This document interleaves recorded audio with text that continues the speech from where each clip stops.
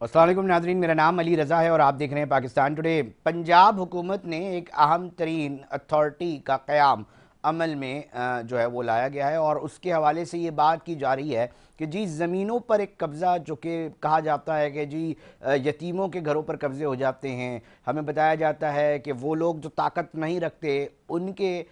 जो घर हैं, उनकी ज़मीनें हैं, उन पर फ़ौरन जो है वो कब्ज़ा और लैंड माफियाज जो हैं वो कब्ज़ा कर लेते हैं। एक अहम तरीन Punjab enforcement and regulatory authority जो है वो बनाई गई है। इसके क्या मकासद है? क्योंकि सीएम पंजाब मरीम नवाज साहिबा कहती हैं कि अब 90 रोज़ में ऐसे मुकदमात और ऐसी शिकायत का अजाला हो सकेगा और साथ साथ खुसूसी अदालतों की तरफ बनाने की तरफ जो है वो एक और कदम जो है वो बन रहा है। यकीनी तौर पे एक इंतहाई तकलीफ दे मामला होता है कि किसी की जमा पूंजी सिर्फ वो ताकत नहीं रखता तो कोई लैंड ग्रैबर या कोई ऐसा शख्स आकर उस पर कब्जा कर लेता है और कई सालों तक ऐसे केसेस अदालतों में ज़ेर इल्तिवाम देखते हैं हो रहे होते हैं। इसके ऊपर बात करेंगे। हमारे साथ रुकने पंजाब असम्बली और मुस्लिम लीग नून की रहनुमा शाजिया रिजवान साहिबा ने हमें ज्वाइन किया। बहुत शुक्रिया मैडम टाइम देने के लिए। थोड़ा सा मुझे बताइएगा, पीरा है क्या, क्यों ज़रूरत पेश आई कि इसका क़याम, इस अथॉरिटी का क़याम जो है वो अमल में लाया जाए और अब इससे क्या मकासद हैं जो हासिल हो सकेंगे? बिस्मिल्लाहिर्रहमानिर्रहीम। बहुत बहुत शुक्रिया और बड़ा अहम टॉपिक आपने आज चूज किया। और देखिए, सीएम पंजाब मरियम नवाज साहब का विजन है कि आवाम को जितना भी मुमकिन हो सके बेहतरीन रिलीफ और बेहतरीन इंसाफ मुहैया किया जाए। और जहाँ खवातीन की बात की जाए, जब बच्चों की बात की जाए, जहाँ इस तरह की चीज़ों की बात की जाए, अभी आप रिसेंटली जब सीसीडी का जब क्याम अमल में लाया तो जिसमें पंजाब में पहली बार अमन अमान को यकीनी बनाने के लिए एक ऐसा कानून बनाया गया जिसकी मिसाल हिस्ट्री में नहीं मिलती। और अब पीरा जिस तरह यकीन करिए, ये जो कानून है इसको बनाने का मकसद ये है कि Punjab enforcement and regulatory authority आवाम के मसाइल को इतना फौरी और शफाफ तरीके से इस निज़ाम को मुतारिफ करा रही है। ये पहले हिस्ट्री में इस तरह कभी भी नहीं हुआ कि जो कब्जा माफिया है, जो जिस तरह के जालिम लोग हैं, जिस तरह बेकस और मजबूर लोगों को वो करते हैं और उनको जुल्म का निशाना बनाते हुए वो उनकी जमीनों पे, उनकी जायदादों पे काबिज हो जाते हैं। और इससे पहले कभी भी ऐसे नहीं हुआ कि ऐसा कानून होता कि जिस यतीमों का हक खा लिया जाता है, बड़ा गरीबों पेनफुल का, होता है शाजिया बेवाओं का साहबा। हक खा लिया जाता है और उनकी जमीनों पर कब्जा कर लिया जाता है। और सीएम पंजाब मरियम नवाज साहब ने बड़ा दूरअंदेश किस्म का फैसला किया और बड़ा अहम फैसला ये किया कि इससे एक ऐसा कानून बनाया जाए जिसमें फौरी इंसाफ मुमकिन हो सके। और इससे पहले ये कभी ऐसा मुमकिन नहीं हुआ था, लेकिन अब इंशाल्लाह ये जो कानून एक नया मुतारिफ करवाया, इसका फैसला 90 दिन के अंदर होगा और 90 दिन के अंदर इन पे भारी जुर्माने आयद होंगे। और मेरे ख्याल में इससे जो सजाएं हैं वो तकरीबन 10 साल तक होंगी। और आप जो जालिम उनको पकड़ने के लिए देखिए, अब हुकूमत मौजूद है। आप किसी को भी किसी भी बेकस और मजबूर आवाम पे, लोगों पे जुल्म होने किसी सूरत बर्दाश्त नहीं किया जाएगा। और सीएम पंजाब मरियम नवाज साहबा ने ये जो नया कानून मुतारिफ करवाया, इसके लिए एक अदालतें बनाई जाएंगी और उस अदालतें बनाने का ऐलान कर दिया गया है ताकि इससे बेहतर इंसाफ मुहैया हो सके आवाम को। और मेरे ख्याल में बड़ा खुशाइंद है और आवाम बड़ी खुश है। और पंजाब में आपको याद होगा कि इसी में ऐसा होता था कि जब बहुत सारे ऐसे काबिज लोग होते थे, बहुत ऐसे असर इख्तियारात रखने वाले लोग होते थे, वो गरीबों को उनकी जायदादों पे बड़े इजीली काबिज हो जाते थे, बेवाओं की हक खा लेते थे। और कोई भी वो ऐसे किसी शाजिया जगह साहबा, पे जाके इतना जब कानून तकलीफ का के मरहला है ना, मतलब अगर हमारे शाजिया साहबा, हमारे बहुत सारे नाजरीन जो सुन रहे होंगे जो इस पेन को फेस कर रहे हैं, जिनके केसेस अदालतों में लगे, मतलब सूरत हाल ये होती है कि जिसकी जमा पूंजी, जिसके पास राइट्स हैं, कागजात हैं, वो बेचारा घर के बाहर खड़ा हुआ है और एक ऐसा शख्स जो जालसाज है और इस पूरे जो कब्जा ग्रुप के जो सिस्टम उसको समझता है, वो अंदर बैठा हुआ है और बड़े मजे से वो तमाम कानून उसके फेवर में चले जाते हैं और एक आम आदमी शदीद कर्ब का निशाना बनता है इस मामले के अंदर। देखिए, आप अपने इर्द गिर्द ऐसी बहुत सारी ऐसी स्टोरी, ऐसे बहुत सारे लोगों के हालात देख रहे होते हैं जिनकी जायदादों पे ऐसे मुनाफाखोर, ऐसे काबिज हो जाते हैं और वो बेचारे अदालतों के दरवाजे खटखटाते खटखटाते सालों साल गुजर जाते हैं, उनको इंसाफ मुहैया नहीं होता। और सीएम पंजाब मरियम नवाज साहिबा ने हमेशा आवाम के इंसाफ की जो बात है वो हमेशा की, वो चाहती हैं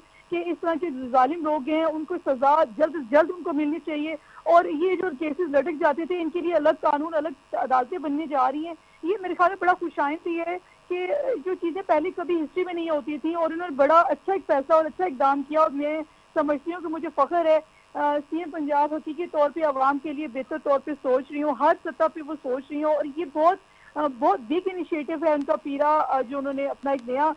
लॉन्च किया। इसकी वजह से आवाम को बेहतर तौर पे बेहतर इंसाफ मिलेगा। और मेरे ख्याल में अब जो ये कब्जा माफिया जो काबिज हो जाते हैं और जो कानून शाजिया और साहबा एक इंसाफ की और मसला है बालादस्ती ना, शाजिया साहबा एक और ये मसला है कि ये जो माफियाज है ना, लैंड ग्रैबर्स, ये बड़ी ताकत रखते हैं और बताया जाता है, लोग कहते हैं इनके इतने इस लेवल पर कॉन्टैक्ट्स होते हैं कि हुकूमती ऐवानों के अंदर बैठे हुए लोग जो है वो इनकी पुष्टपनाही कर रहे होते हैं। तो पीरा अपने मकासद बहुत जो बायलॉज और उसकी जो बातें वो तो समझ में आ रही है, बहुत अच्छी है, मगर जो ये इस तरह के बैरियर्स आते हैं, रुकावटें आती हैं, तो आप नहीं समझती कि कहीं ना कहीं पीरा कहीं इफेक्टिव हो आपका सकती है? पॉइंट बड़ा तो अच्छा है। उसके देखिए लिए क्या बहुत इकदाम जब उठाए इस तरह जाएंगे? के इनिशिएटिव इस तरह के इकदाम उठाए जाते हैं तो शायद कुछ लोगों के लिए बड़ा एक सुकून और सुख का सांस लिया जाता है, कुछ लोग बड़े खुश होते हैं। लेकिन एक एक्ट उठाया गया, एक कानून बनाया जा रहा है, इससे सारे लोग मेरे ख्याल में इसको जितनी अप्रिसिएशन मिलनी चाहिए वो ज्यादा से ज्यादा इस चीज को अप्रिसिएशन मिलनी चाहिए। लोग खुश हैं। और देखिए जहाँ बड़े बड़े काबिज लोग हैं, बड़े बड़े जो माफियाज हैं,